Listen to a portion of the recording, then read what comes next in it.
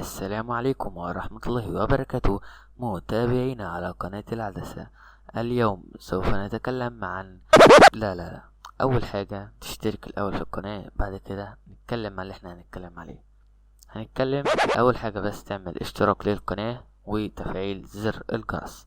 النهاردة جايب لكم درس مهم جدا، لازم انك تعرفه. لكل منشئ محتوى على اليوتيوب لازم ان هو يعرف المنطقة دي او الدرس ده مهم جدا ليك، لانه بيتكلم عن التأثيرات الصوتية. ايه هي التأثيرات الصوتية؟ التأثيرات الصوتية اللي هي زي اللي انت شفتها في الاول ديت، واللي هي مهمة جدا عندك في القناة. يعني مثلا في التحريك، مثلا جيت ترجع ورا، مثلا في القنوات الكوميديا بيديك تأثيرات صوتية، مثلا في القنوات الوثائقية وهكذا. مثلا انا جبتكم موقع مهم جدا، والموقع دوت يعني فيه كل التأثيرات الصوتية وكل الحاجات اللي انت هتحتاجها واللي انت هتحتاجها جدا في اعمالك. الموقع ده هسيب لكم الرابط تحته في الديسكريبشن، ما تنسوش تدخلوا عليه. الموقع اهو. يعني انا كنت عاوز احط لك مثلا كذا تأثير صوتي واعمله لك زي الفيديوهات اللي انا عملتها او قائمة التشغيل اللي انا عملتها.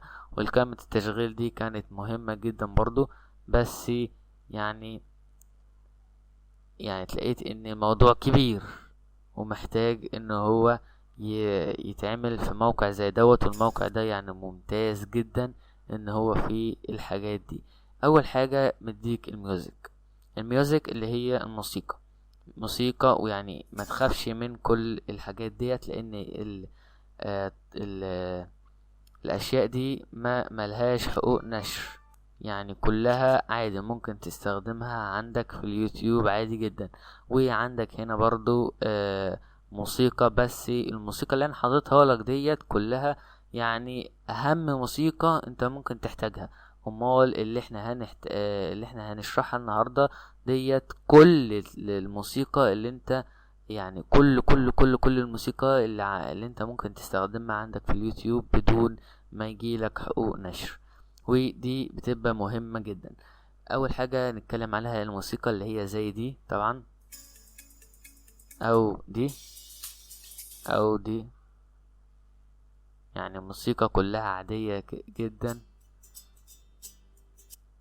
يعني بتبقى موسيقى عادية زي الموسيقى اللي احنا عاملينها. بس الموسيقى اللي احنا عاملينها بتبقى موسيقى مثلا مشهورة جدا وبتستخدمها القنوات كتير. تاني حاجة الساوند افكتس هي التأثيرات الصوتية واللي انت لازم تحتاجها في اعمالك.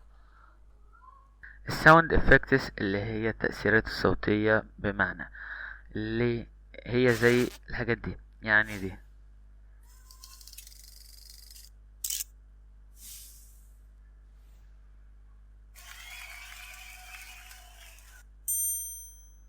كل دي تأثيرات صوتية. والتأثيرات الصوتية دي اللي انت هتحتاجها واللي انت محتاجها فعلا في فيديوهاتك، ولازم انك تزور الموقع ده وتشوف كل التأثيرات الصوتية اللي فيه، لاني فعلا هتحتاجها. او ممكن تبحث هنا سيرش وتشوف اللي انت محتاجه. هنا دي بقى اللوبس ديت يعني موسيقى، بس موسيقى بتبقى خفيفة شوية، يعني فيها دمج ما بين الساوند افكتس والميوزك. بتبقى فيها دمج ما بين الاتنين، وبتبقى خفيفة شوية، مش طويلة مثلا زي الميوزك ومش قصيرة زي الساوند افكتس. يعني مثلا كمثال زي دي، ودي برضو بتحتاجها كتير في اعمالك. ومثلا زي دي ودي،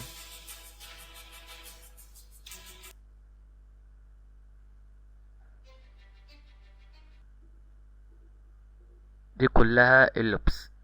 مثلا احنا هنتكلم النهاردة على الساوند افكتس واللي لازم تتشرح طبعا، اللي هي الميوزك. طبعا يعني مفيش مجال ان انا اشرح لك الميوزك لانها مشروحة، والساوند افكتس ديت اللي احنا لازم نشرحها واوضحها لك اكتر.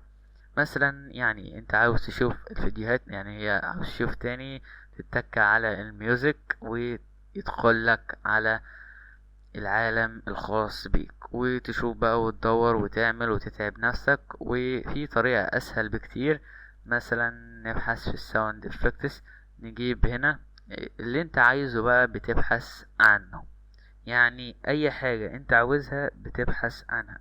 مثلا نبحث رعب مثلا، يعني انا مهووس بالرعب واحمد يونس هوسني اكتر وخرب بيتي. المهم مثلا الحاجات ديت انت عاوز الهرورو انك تبحثه في الساوند افكتس ولا اول حاجة انك بتبحث على الكل. امال لما تبحث يعني معينا بتختار انت عاوز تبحث في الميوزك ولا الساوند افكتس ولا اللوبس. مثلا عاوزين ساوند افكتس، بيجيلك هنا الناحية دي. يعني لو انت عاوز تترجم وتفهم وتستوعب اكتر المكتوب عندك، يعني مثلا هنا مكتوب تأثير على نمط رعب، تأثير على نمط رعب، رعب مشهد، الصدى. يعني هنا مثلا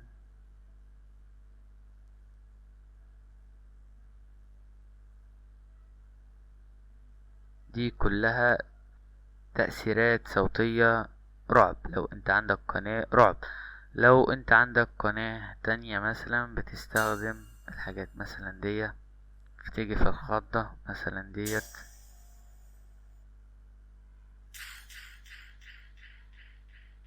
دي.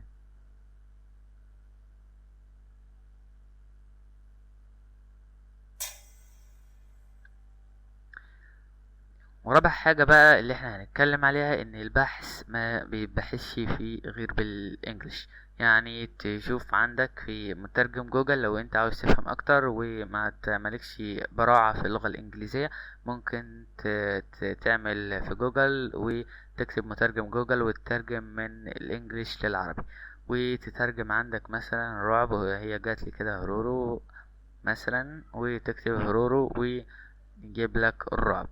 ماشي.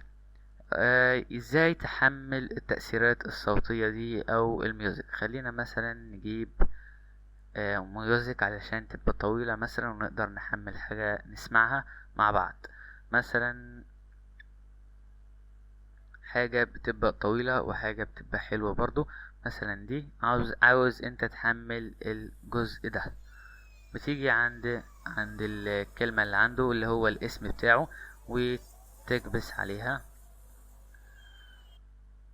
بتلاحظ ان هو دخل عندك وبالموسيقى بتتشرح عندك. هنا لما بتيجي تعمل داونلود ناو وتيجي تعمل MP3 بيقولك تسجيل دخول او بفلوس.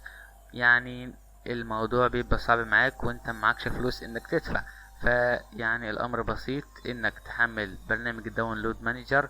لو مش عندك داونلود مانجر اسيب لك الرابط تحت اسفل الفيديو تحمله منه.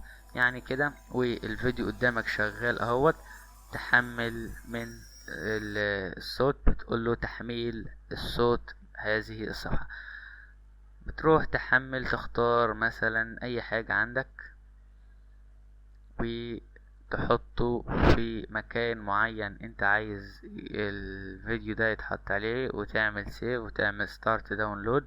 بعد كده الفيديو بيحمل معاك سريع جدا، لان يعني الفيديوهات مبتبقاش 4 ثواني 4 دقايق، بتبقى فيديوهات خفيفة. بعد طبعا ما تحمل الفيديو دوت، وزي ما انا قلتلك يعني الفيديو ما بيقعدش كتير، بيحمل بسرعة. يعني نجرب مع بعض ونشوف الصوت. تعمل اوبن وتفتح، وهو ده الصوت اللي احنا حملناه.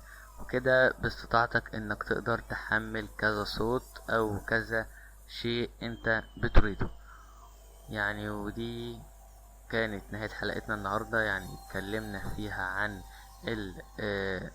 الموقع المميز دوت والموقع الحلو ده، عن التأثيرات الصوتية والميوزك واللوست اللبس. دوت كان درسنا النهاردة. اتمنى ان الدرس يكون عجبكم. ما تنسوش تتفرجوا على الميوزك اللي انا قلتلكم عليها وتقولوا لي رأيكم فيها، لان لسه العدد المشاهدات معليش. وده كانت نهاية حلقتنا النهاردة. ارجو منك انك تعمل سبسكرايب للقناة وتفعيل زر الجرس. والسلام عليكم ورحمة الله وبركاته.